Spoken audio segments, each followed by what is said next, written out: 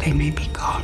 Hey everyone, it's Gilbert.K here. Welcome back to my channel. Today we're diving into Hamnet 2025 review, directed by Chloé Zhao, starring Jessie, Buckley as Agnes and Paul Mescal as William Shakespeare. Okay, whose idea was it to let Chloé Zhao direct the saddest Shakespearean adjacent movie of all time and then drop it right into award season? Because my tear ducts were not ready. If you love emotional period dramas, Shakespeare, or you just want to see Paul Mescal suffer beautifully in candlelight, this one is for you. And yes, this film is already on a crazy awards run. We'll get to that. Let's go.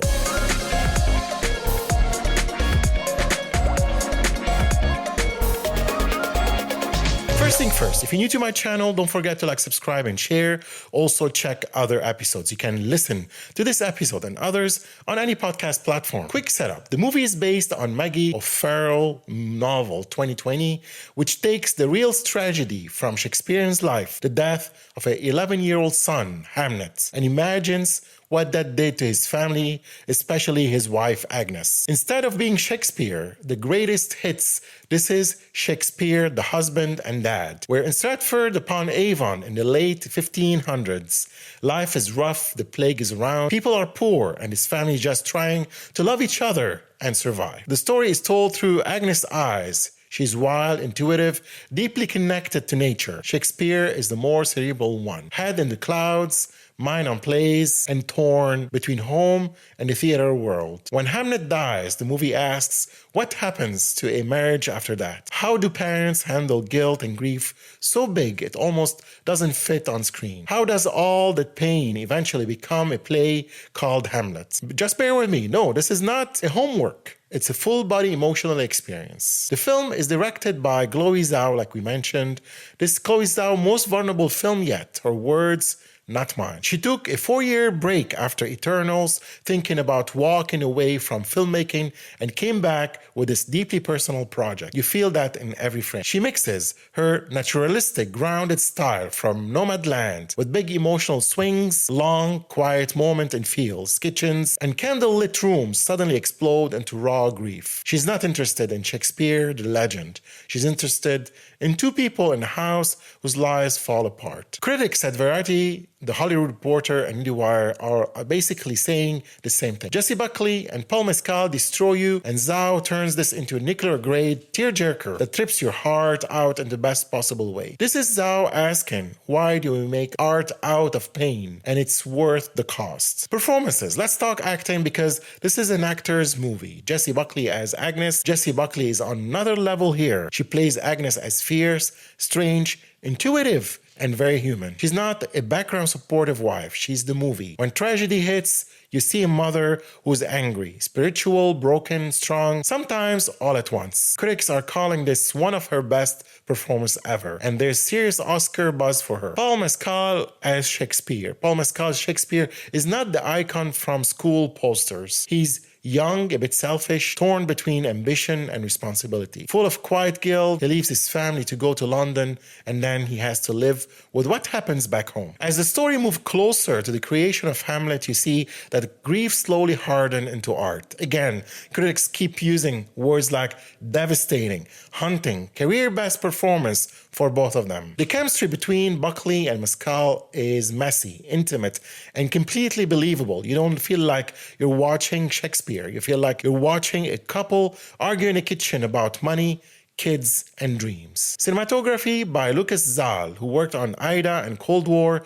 gives Hamnet that soft, painterly, almost dreamlike look. The film is full of natural light, candles, fireplaces, daylight spilling through uneven windows. Fields, forests, and animals are a big part of Agnes' world, and the camera leans into that. There are some surreal, almost ghostly touches around Hamnet and his twin sister that hint at a spiritual connection without going full fantasy. And yes, the film is already on the radar for Best Cinematography with the early awards shortlist mentioning Zal's work. The score is by Max Richter, which basically means you'll cry even if the characters are just sitting down and drinking water. Zhao uses this track on the nature of daylight, famous for making people weep in movies like Arrival. The music doesn't just sit in the background, it pushes the emotion right to the surface. During the final stretch, especially the Hamnet performance scene, the combination of acting, sound, and music hits like a truck. If you're sensitive to music, this movie will destroy you. The themes, on paper, Hamnet is a grief drama, but Zhao pushes it into bigger questions. Who gets written into history? Normally, when we talk about Shakespeare, it's all about him. The genius, the writer, the legend. This movie flips that and says, what about his wife? What about the woman who lived with the fallout? How to turn pain into art? The film never gives a simple, this happened, so he wrote that answer. Instead, it shows grief so big that art becomes the only container that can hold it. Fathers, mothers, and emotional labor Shakespeare travels. Chases, theater, and money, Agnes stays, hold the family together, and carries the emotional weight. The film quietly asks, who gets applause? Who gets forgotten? This is why critics keep calling it radically feminine, and one of Zhao's most emotional films. So let's talk reception, because Hamnet is just quietly dropping. It's blowing up festivals. On Rotten Tomatoes, it's sitting around 89%, with strong audience scores too. IndieWire called it a nuclear-grade tearjerker where Buckley and Mescal rip your heart right out of your body. Some critics, like The Atlantic and Middleburg, do say it can feel too emotional a bit. Grief turned up to 11. So yeah, there is a little divide. Some people think it's a masterpiece of emotion, some think it's grief porn and a bit heavy-handed. But almost everyone agrees you feel this movie. Now the awards, because Hamnet is just a sad movie. It's an award season machine so far. It won the TIFF People Choice Award in 2025, the big one at Toronto, very Oscar predictive. Overall audience favorite, Will Valley Film Festival, it won the overall audience favorite, and it won also the audience award for best feature, BFI London Film Festival 2025. It won the audience award for Middleburg Film Festival. It won also the Best Gala Film and Audience Choice San Diego International Film Festival. It also won the Gotham Independent Film Awards nominations for Best Feature and Best Lead Performance, Jessie Buckley. It's shortlisted for a bunch of craft categories like cinematography, score, costumes, production design, editing, sound, and early awards lists. And Oscar buzz, it's loud. People are already talking Best Picture, Best Actress, Best Director, Best Adapted Screenplay, score, cinematography, the whole package. You know, I have to give you some fun facts to flex on your friends. Breathing exercise before the movie. At some festival screenings, Chloé Zhao actually leads the audience through a short breathing meditation before the film starts. It's like she knows she's about to emotionally suplex you and wants you to calm first. Fun facts, there's a visual companion book. There's a photography and writing book to the movie called Even as a Shadow, Even as a Dream, built out of images and text that help shape the film visual world. It includes photos by Agata Gritsbowska and writing by Jessie Buckley. Chloé Zhao almost didn't make this. She seriously thought about quitting filmmaking after internals and only signed on to Hamnet after meeting Paul Mescal and reconnecting with what kind of stories she actually wants to tell. Max Richter's score is already on early awards lists, and given his track record,